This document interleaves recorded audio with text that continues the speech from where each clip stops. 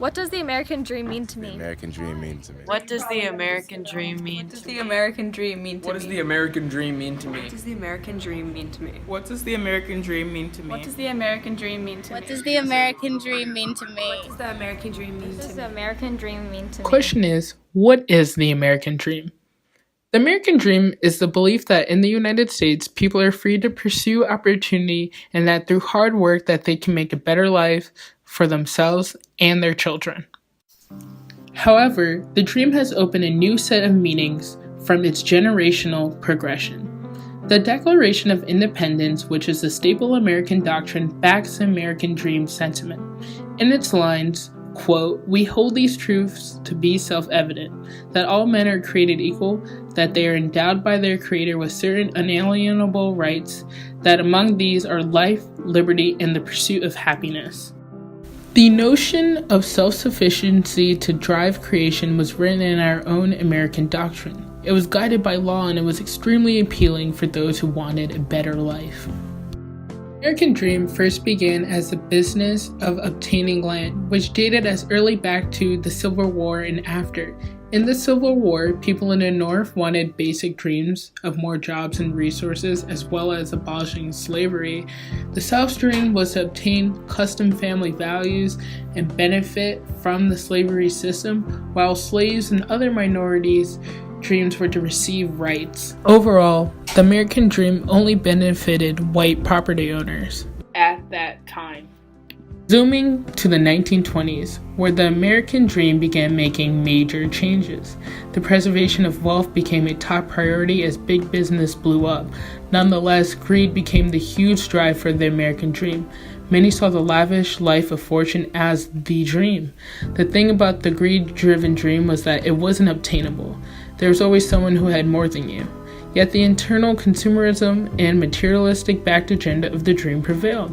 The Roaring '20s became a period of corruption from the constant societal pressure of doing well and obtaining wealth to live up to the American dream. Following was the Great Depression, in which people dreamed of economic stability and basic resources.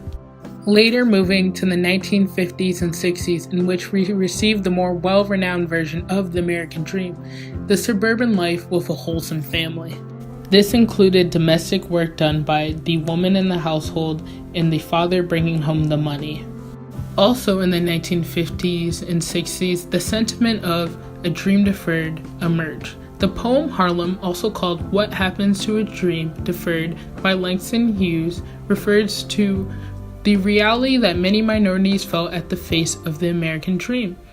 Quote, "Oppression, societal pressure, prejudice, and historical baggage and other factors can play their part in denying the dream," end quote, said Andre Spacey. The poem goes, "What happens to a dream deferred? Does it dry up like a raisin in the sun, or fester like a sore, and then run? Does it stink like rotten meat, or crust and sugar over, like a syrupy sweet? Maybe it just sags, like a heavy load. Or does it explode?" In the 1980s, people ditched their dreams and went out to the stock market. America's economic tide rose in the 1980s, but more of the nation's wealth flowed to those who were already well off, as the rich became richer and the poor became poorer. But with pop culture, the idea of a fun, rich, free life was included in this ultimate American dream. The 90s stood as a time of economic prosperity as money became a big image. Money was used in voluptuous ways and it was very flashy because the current surge of pop culture, rap culture was emerging. The American dream today is a contentious topic, as many people are split in between if it's an actual thing or not.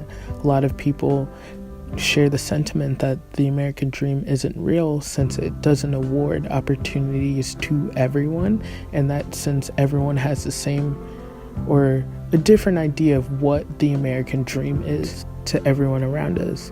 A lot of people are saying it's dead.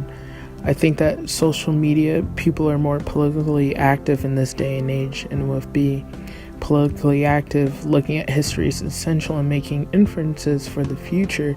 And when looking back at the American dream, you can see that it isn't all of what it seems.